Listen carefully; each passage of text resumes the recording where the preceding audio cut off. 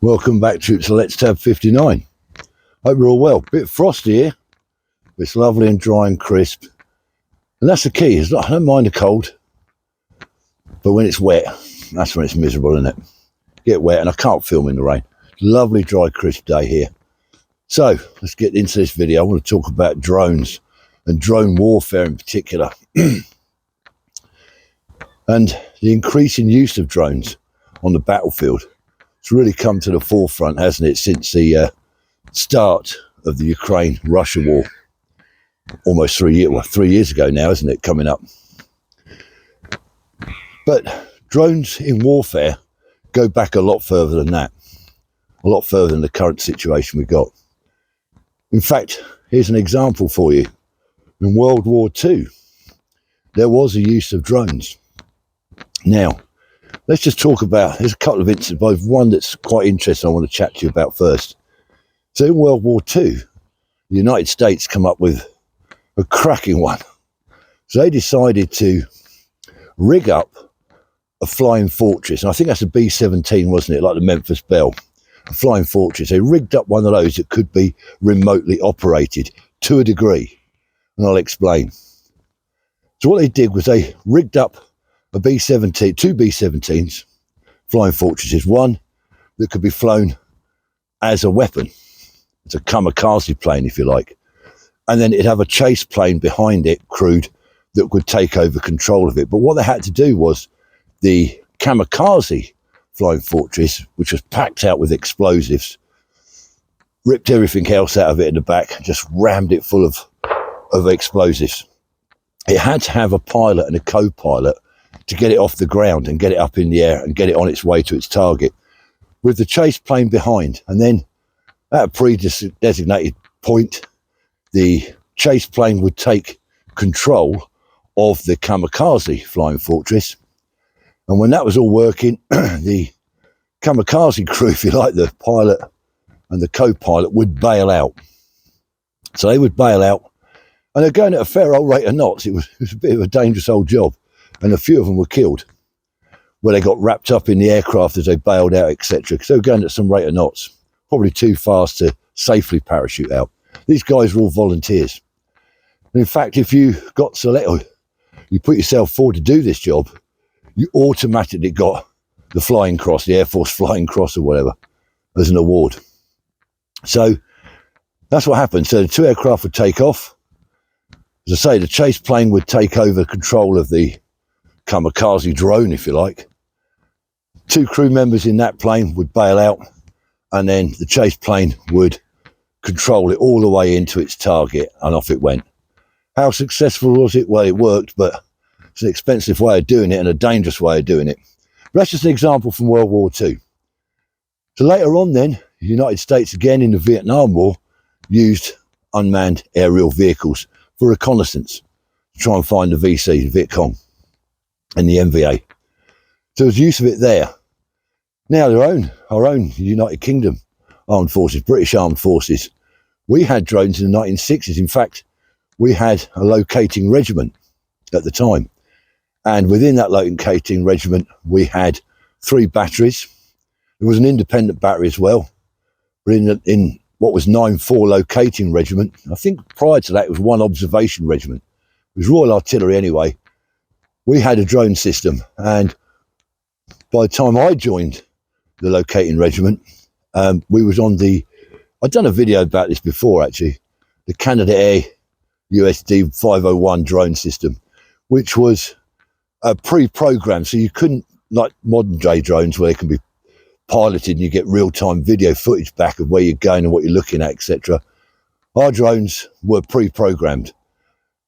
So, and they weren't an offensive weapon as such. They didn't blow things up. They were just designed to fly over and give us back still photographs of various locations, bridges, enemy concentrations, things like that. And then we'd get that data back. So they were nothing like the drones that we're using now in the offensive systems. So we had them in the 60s.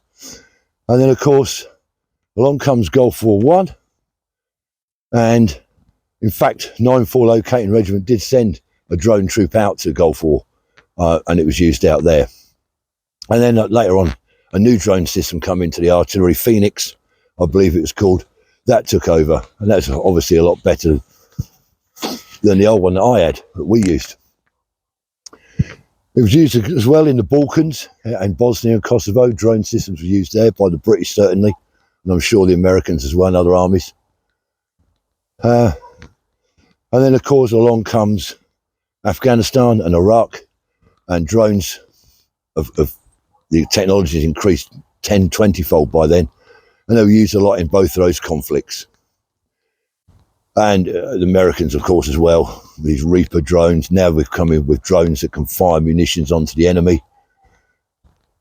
But once this Ukraine-Russian war kicks off, you then start to see the use of these smaller drones delivering munitions or kamikaze missions onto an enemy. And I'm sure you've all seen footage on YouTube and other places where you see this little drone being operated, and it flies over and there's a tank, an armoured vehicle parked up with its hatches open, and they drop these small grenades or small explosive bombs, mortar rounds, all sorts of things, into the hatches of these vehicles and destroy them. And then you also see footage of, say, Russian soldiers or Ukraine soldiers, no matter which way it is, in trench systems. And let's say it's a Russian trench system. You see the Russians moving about in the trench. You can see the Ukrainian soldiers assaulting that trench system, and above is a drone that's talking directly down to that assaulting section, that assaulting platoon, telling them where in the trench system the Russians are. And so they've got eyes in that system, in that trench system, to aid them to assault it. Incredible what they're doing now. And of course they're cheaper. I mean, a missile, a cruise missile, it's totally different to a drone, I know. But a cruise missile or any other sort of air-delivered weapon system, air-to-ground system, really expensive. I think the RST missile, for instance, which can be used on the enemy, is something like $430,000 a shot, whereas a half-decent drone's about 20 grand.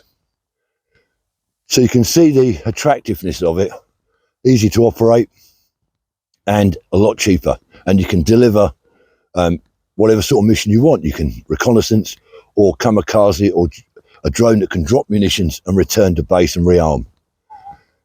Now, what defences are there against them? Well, they're coming up with all sorts at the moment. Yes, you can use small arms to try and engage these little quadcopter drones that are flying around. And you see that again on these video footage you see on YouTube. You see soldiers on the ground, Russians or Ukrainians, shooting up at the drones, trying to take them out. And I suppose there's a degree of success in that, but it's difficult, isn't it? I know the Ukrainians have got no, not great on armoured vehicles. I think they've got the German Geopard, is it? It's a quad-barreled sort of tank-looking vehicle, 4 barrels on it, anti-aircraft radar directed. They use those to some success against Russian drones. But when you get these swarm attacks, swarms of drones come over, very difficult to defend against.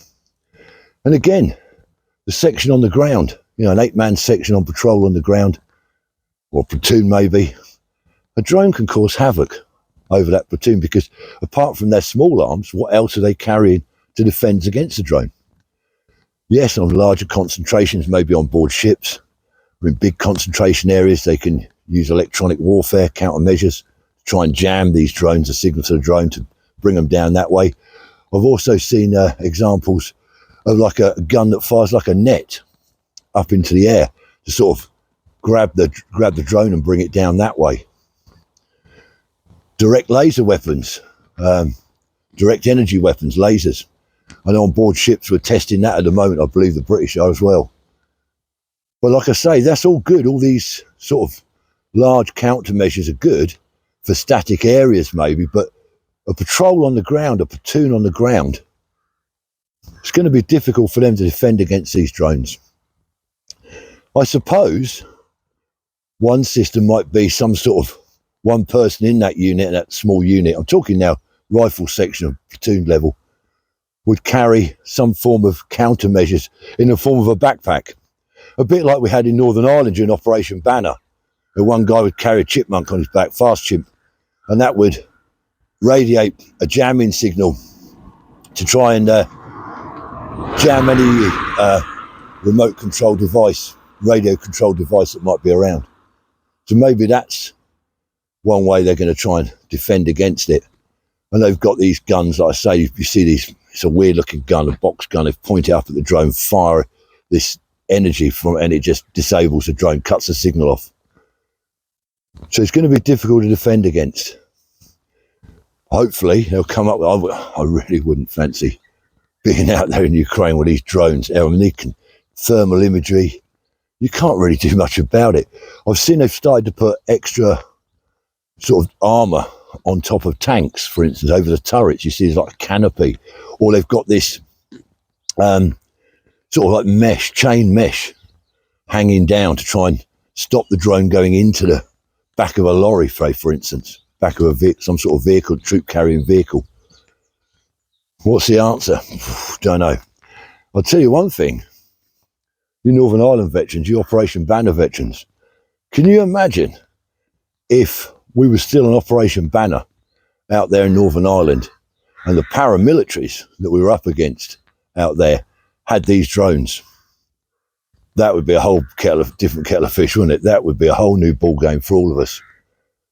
They got into the wrong hands because they're so cheap. I mean, the Ukrainians are actually making their own, aren't they? They're manufacturing their own these tiny little off-the-shelf drones, some of them look like, and they strap a mortar around to it and off it goes. Causes havoc. Psychologically as well. You see these troops on the ground, as soon as they hear the buzz, it's drone, and they're all taking cover. But where can you hide from them things? Not easy. So yes, if these drones had been in use when we were out in Northern Ireland, Operation Banner, I think that would have caused us a lot of problems. Thank goodness they didn't have them then. So a little bit about drone warfare, not a lot, just want to touch on it. I watch a lot of it on YouTube, it keeps coming up. I've watched it once, so it keeps recommending it. I keep getting these little videos pop up of these little tiny drones dropping bombs into hatches of tanks, etc. And the kamikaze drones, you see them chasing vehicles. I see the other day, it was a pickup with a few Russian soldiers in it or something, going along some dirt track. And this drone's following it right up, straight up onto the vehicle. The last minute, you see the bloke in the vehicle turn around like that and bang, the film stops, obviously, because the drone has detonated. This kamikaze drone. Crazy. Let me know your thoughts on drones. The use of drones, it's just going to get more. In fact, another one, I just watched, you might have seen this on BBC. It's a drama series. It's a second season. It's called Vigil. The first season was, it's a crime drama thing. There was a sabotage and a murder on board a nuclear submarine. They sent a female copper out there, a DCI, to investigate it. She was actually on board the submarine.